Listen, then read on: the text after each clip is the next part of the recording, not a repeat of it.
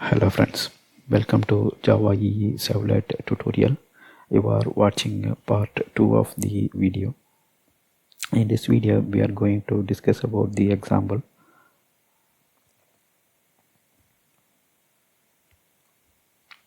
So in the previous video we looked at the concepts of Servlet listener.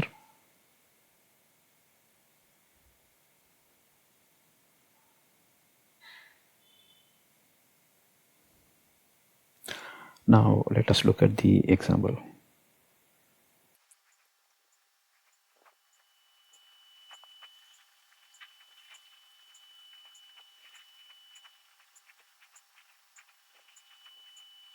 So this will be our HTML file, and here the HTML file will fix a session attribute X, and here user can enter a value.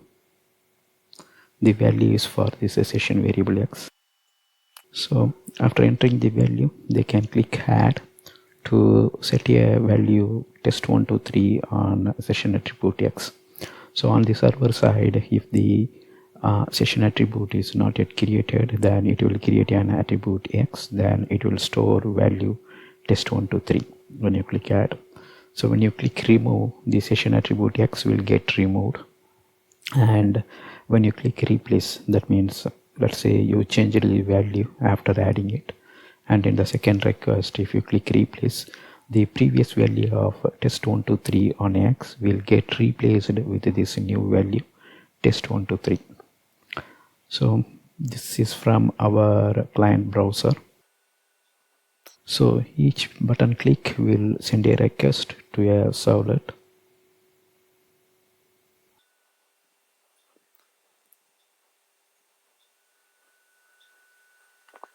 So that's the servlet name, and we know that the servlet will run on a web container which is hosted by the web server. The web server can be Wildfly web server, Tomcat web server, or Oracle Web Logic. There are a lot of web servers available, you can name it. Then we will also write a listener. So the listener we write will implement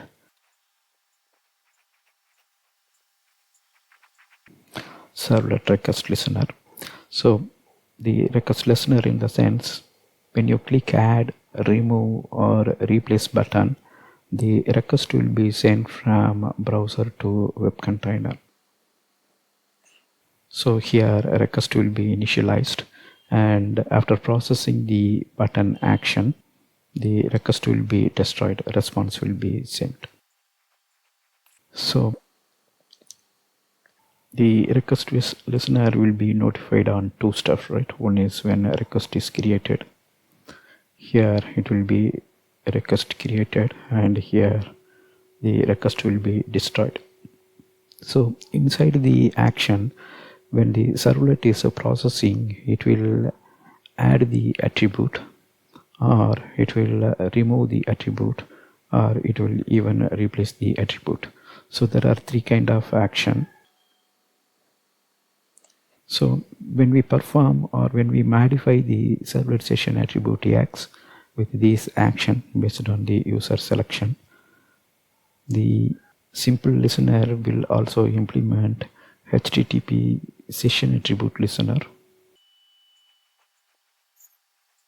So the session attribute listener will watch for all these three changes to the attribute. That means attribute added, removed, or replaced. So our next video will create HTML file. Next it will create the servlet, then it will create the listener, and that will conclude our Eclipse demo, and you will also get a hands-on on how to use the servlet events and how to hook the listener to those events to what watch for a specific event that is occurring on the server. That's all here in this video. Thank you for watching. Bye.